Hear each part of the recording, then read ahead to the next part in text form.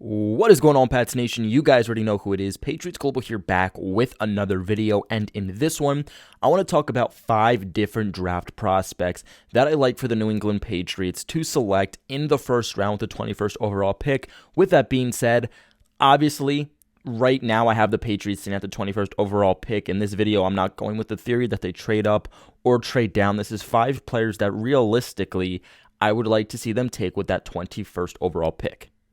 Now, the first guy on my list is someone that we've talked about quite a bit already on this channel. That's going to be Andrew Booth Jr. Now, I would also like to have somebody like Trent McDuffie.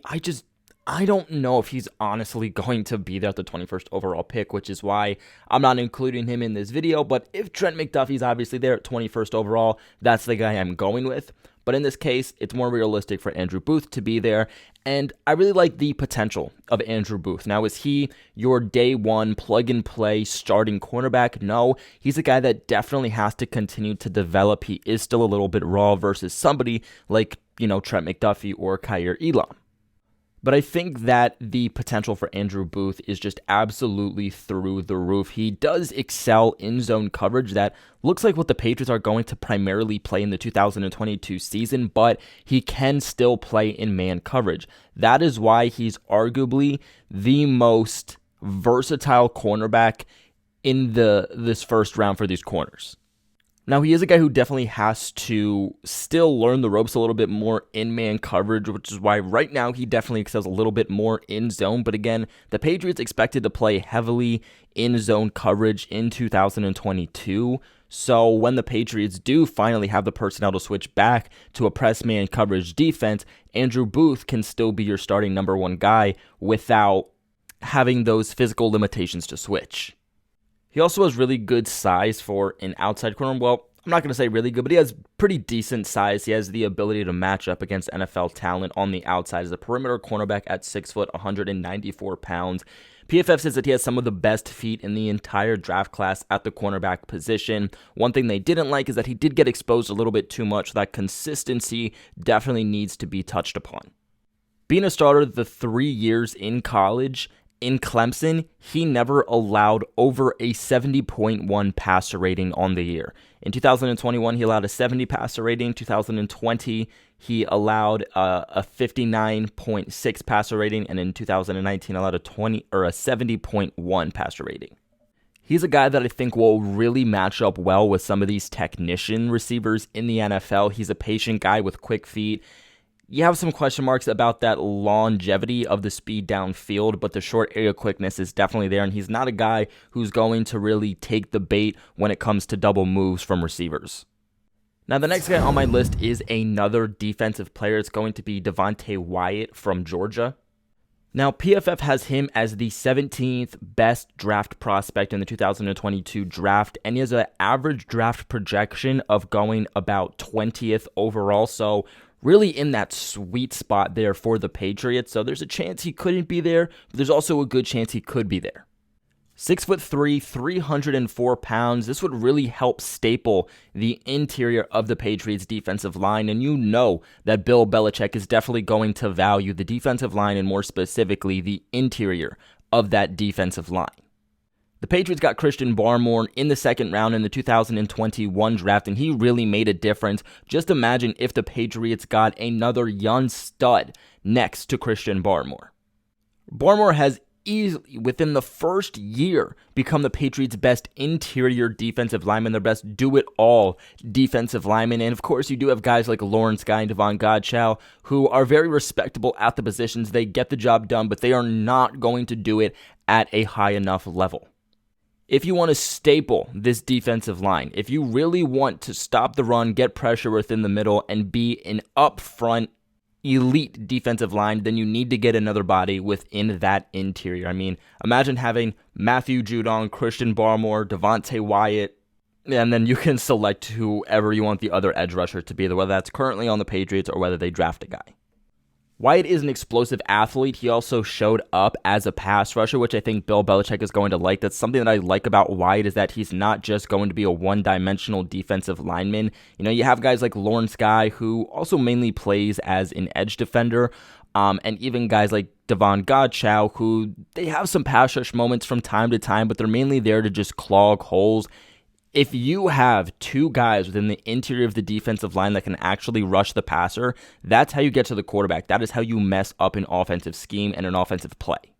And Wyatt finished with an 84 overall grade in pass rush. He also was dominant at the Senior Bowl, which you know Bill Belichick values. In 2021, he put up an overall grade of 90.1, his best year so far at the collegiate level. He also had an 84 overall pass rush grade, an 83.4 run defensive grade, an 86 true pass rush grade, and a 13.1 pass rush win rate, along with an 11.5 run stop rate, both elite in their categories. This past year, he was able to put up 2 batted passes, 17 hurries, 5 quarterback hits, and 4 sacks. He was also given 158 total run defensive snaps, along with 263 pass rush snaps. This is arguably one of the most explosive defensive linemen in this entire draft class. You want to see him work on his strength a little bit more. You want to see him work on his hand usage. He definitely uses that explosiveness a little too much to his advantage. You want to see some more skills within his repertoire while transitioning to the NFL level. But I think that this would make the world of difference for the Pats. Now, third here, we're going to switch a little bit here to offense. I don't think this is one Patriots fans are necessarily going to love because it's not too splashy, but this is definitely something you could see Bill Belichick doing, and that is Trevor Pening, the tackle out of Northern Iowa. Now, PFF has him ranked as the 23rd best draft prospect in this year's draft class, and he has an average draft projection of going 23 overall. Therefore, he should definitely be there by that Patriots 21st overall pick. Now, I really like the size on this guy, especially for a tackle. This is a big guy. 6'7", 325 pounds. This is going to be a guy that's hard to move off his stance. Now, I think that if the Patriots do draft Pening again, is this going to be the sexiest move? No, it's not, and I'm not going to even try to act like it is, but an offensive lineman, like I always say, is like the engine to a car. If your engine is messed up, your car is going to be messed up, and that's the same thing for an offense. Your offensive line is trash, your whole offense is going to be trash. And this really makes other players expendable for the Patriots and really helps lock down this offensive line for the future. Now, for this upcoming season, the Patriots really just have a hole at guard, which I'm not worried about at all. It's easy to find quality guards, especially if you're capable of drafting them like the Patriots are. Now, luckily, the Patriots were able to get Trent Brown at right tackle locked up for the next 2 years, but if he has a down year, they could even look to potentially move on from him at the end of the season. You look at left tackle for the Patriots, and Isaiah Wynn is going to be a free agent at the end of this season, and because the Patriots decided to pick up that 5th-year option, he has an insanely high cap hit for this 2022 season. Now, Pening doesn't really have much versatility. Throughout his 3 years in college, he played at the left tackle position, which, again, you draft him, he's likely looking at being that replacement for Isaiah Wynn. But in 2019, he did have 74 snaps at right guard and 9 snaps at right tackle. So a little bit of experience at right guard and right tackle, but for the most part, you're getting a left tackle out of this guy.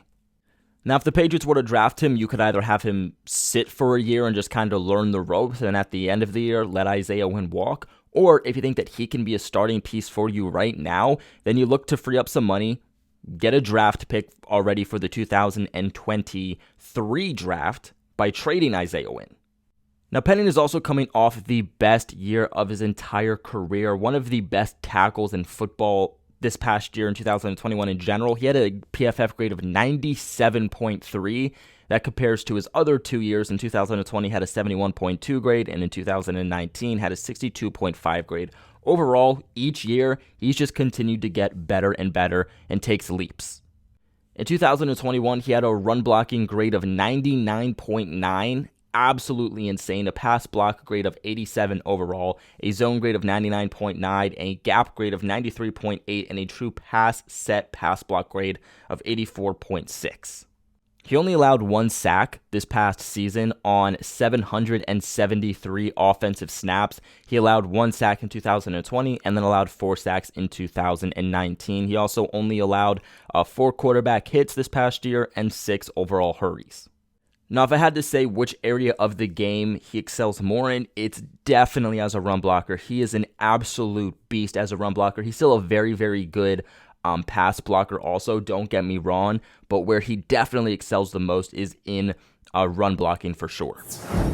Now, next up on this list at number 4, we're going to go back to defense, and I'm going to be honest with you guys, there's only one offensive player, and we just listed him.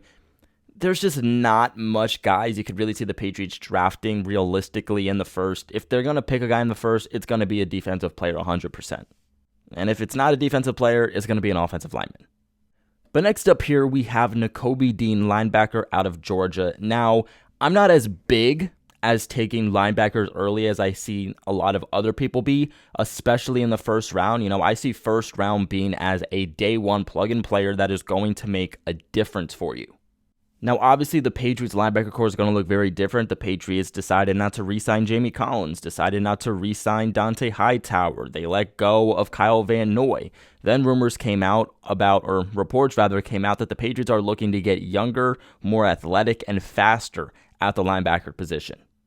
And I wouldn't mind taking a linebacker in the first. It definitely would be a lot of fun to see a guy kind of develop and play at the linebacker position in the first round with that first round talent on him. But again, the Patriots just have a lot of young guys already that we haven't seen. So we can't exactly say that linebackers is big need for New England when you have guys like Cameron McGrone, who we haven't seen, Anfernee Jennings, who we only really saw for 1 year, Raekwon McMillan, who the Patriots decided to re-sign and we didn't get to see anything out of.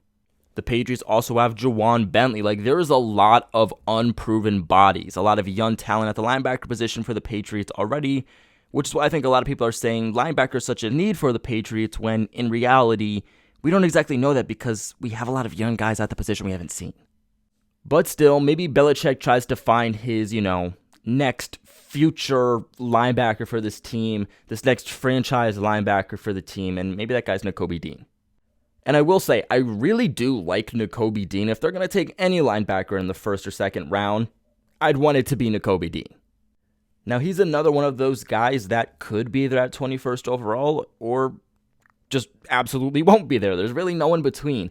PFF has him ranked as the 18th best draft prospect, and he has an average draft projection of going about 20th overall. I will say, I think the hype for Najee Dean has died down a little bit late, which does definitely bode well for the Patriots if they are looking to potentially draft Najee Dean.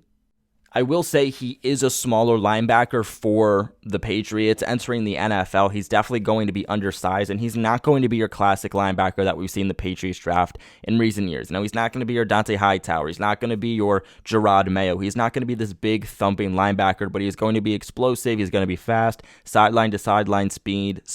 And again, he's just going to be in that explosiveness that the Patriots desperately need. But at 5'11", 229 pounds, obviously not that classic size for Bill Belichick when drafting a linebacker. If there's one characteristic I had to give Najee Dean, it would be quick. Mentally, physically, everything about his game is just quick. His mental processing is absolutely elite. His sideline to sideline speed, his straight line speed, everything is just quick. And of course, another thing that bodes really well for him is that he played at Georgia. He played at one of the most competitive colleges in college football. This past year, he put up an elite PFF grade of 91.7. He had a pass rush grade of 91.3, a run defensive grade of 81, a coverage grade of 90.4, and a missed tackle rate of 12%. He's definitely going to be a guy that when he makes plays in the run game, makes plays behind the line of scrimmage, it's not going to be because he's this big thumping linebacker coming down the hill. It's going to be because of his quick processing. But if there's an area of his game that I'm definitely concerned to translate to the NFL level, it's 100% going to be as a run defender. He's great as a pass rusher. He's absolutely insane as a coverage linebacker. But in 2021, he only had a total of 21 run stops, which was tied for 294th in college football. But he does have a lot of versatility. He's played 2 snaps in deep coverage in 2020, but he has experience playing box, he has experience playing corner, he has experience in the slot, he has experience on the defensive line. I mean, this guy's versatile. If you're going to get Najee Dean, you probably don't want to put him at middle linebacker. That's the role you want to give to Juwan Bentley or this big thumping linebacker. The best spot for him is going to play in the box, on the edge, or at outside linebacker. I think one thing that doesn't bode well for Najee Dean and why I'm not big on them taking a linebacker in the first or even think it's necessarily super realistic is because he's really just a pass rush and coverage linebacker. You know, that's really what the Patriots are getting in somebody like Jabril Peppers. And I think at that point, Bill Belichick rather go with a guy like, a safety or a corner who can just play hybrid linebacker that actually knows how to cover rather than going with a coverage linebacker.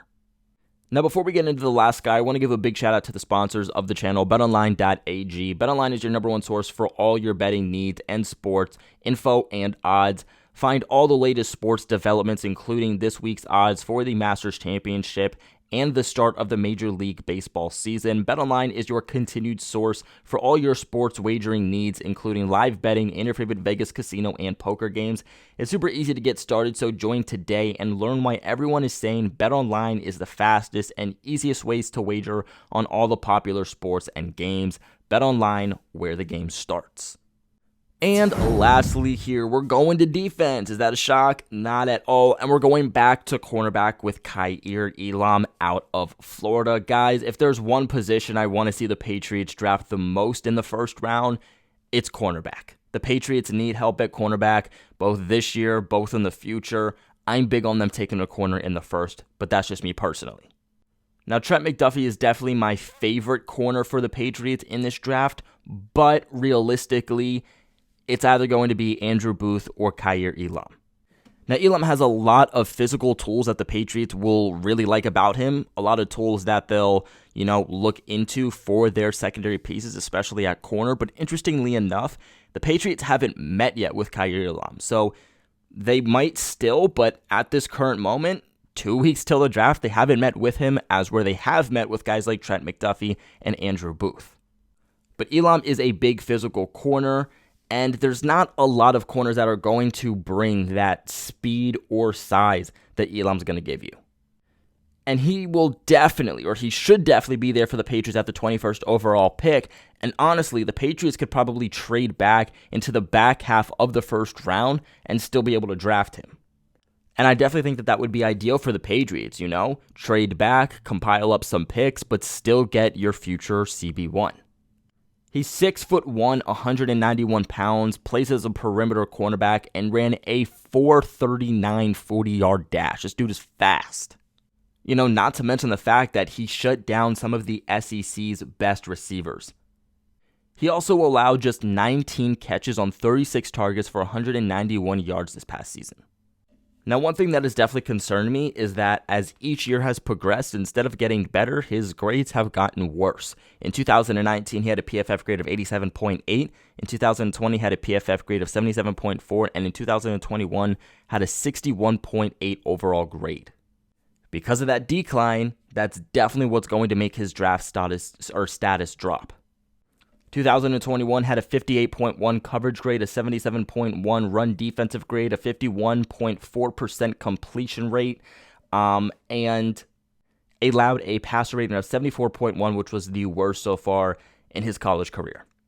The best part about Elam's game is going to be that physicality, whether it's at the line of scrimmage, whether it's at the point of attack, or whether it's at the catch point.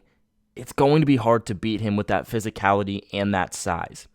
One issue with him transitioning to the NFL is going to be flags. We remember Stephon Gilmore's early stages with the Patriots. We remember J.C. Jackson's early stage with the Patriots. Those constant flags can really, really hinder a team's ability to win. And PFF says that Elam's going to be a flag machine in the NFL because he relies too much on his hands to stick with receivers. Now, that's something that I definitely think with time they can iron out, but at first could definitely be an issue. But that's going to be 5 guys the Patriots could select in the first round of the 2022 NFL Draft. What are your guys' thoughts on this? Let me know in your comment section below. Remember to leave a big like on this video and subscribe to the channel for all of your New England Patriots news. But like always, I appreciate you guys for watching, and go Pats.